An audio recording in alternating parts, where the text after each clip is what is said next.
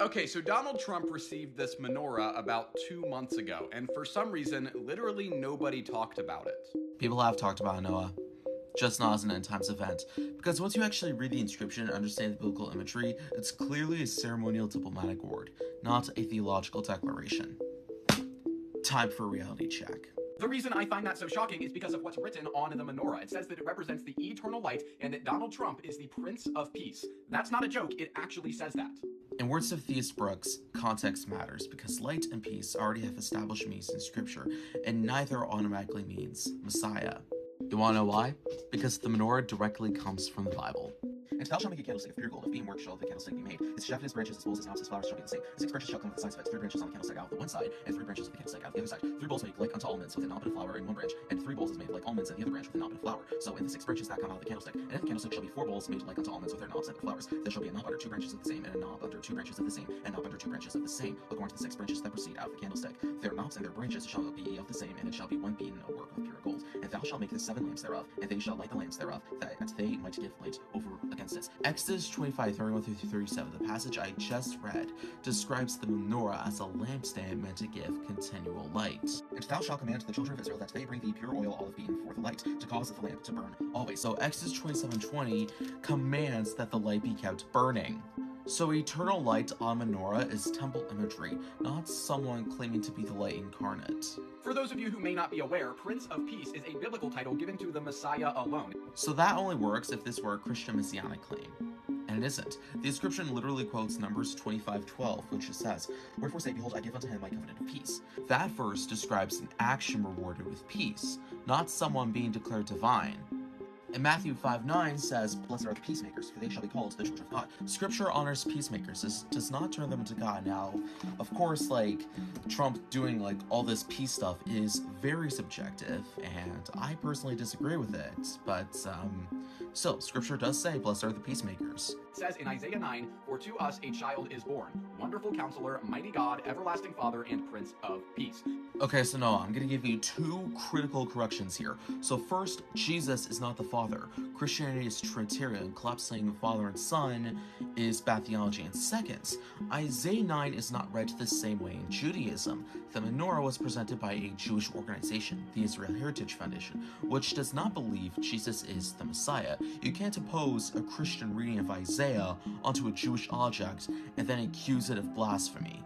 By accepting this award, Donald Trump is comparing himself to the Wonderful Counselor, the Mighty God, and Everlasting Father, Jesus Christ. So, accepting an award is not the same as authoring its theology. Scripture already distinguishes this. Let's start with Psalm 34:14. "Depart from evil and do good, seek peace and pursue it." Now take a look at Romans 12:18.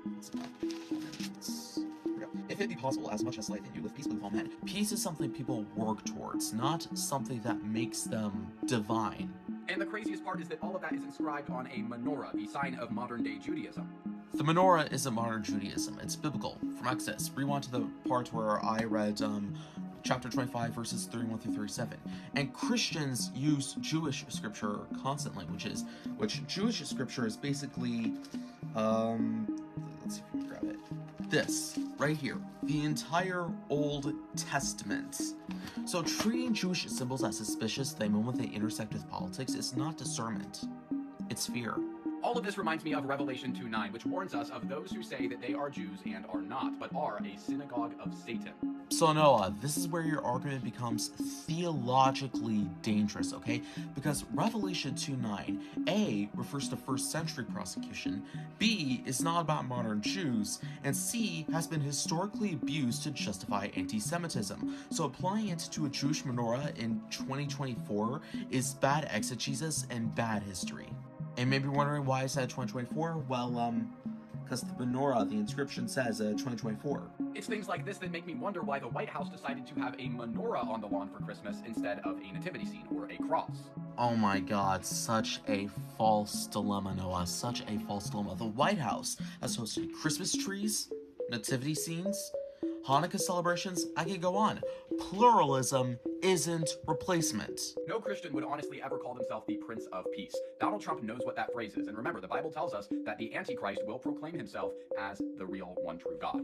Well, it's a good thing Trump did it. A Jewish organization used symbolic language to honor a political agreement, and even that deserves clarification. The Abraham Accords were not end-of-war peace treaties. They were normalization agreements between countries that mostly weren't actively at war with Israel. So calling them peace is symbolic and political, not biblical fulfillment.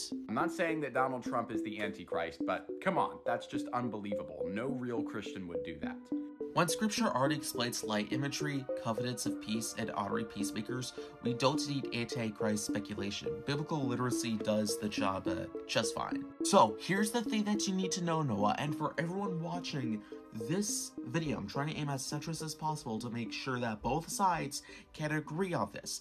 This wasn't Trump claiming to be Jesus. It was a Jewish organization honoring diplomacy using Jewish scripture and symbolism. You can critique the politics, but turn this into anti-Hispanic requires ignoring both scripture and context. My name is NBRSF Republican with the American Unite organization. Be sure to follow on my socials, otherwise you'll see my face again. Have a good day.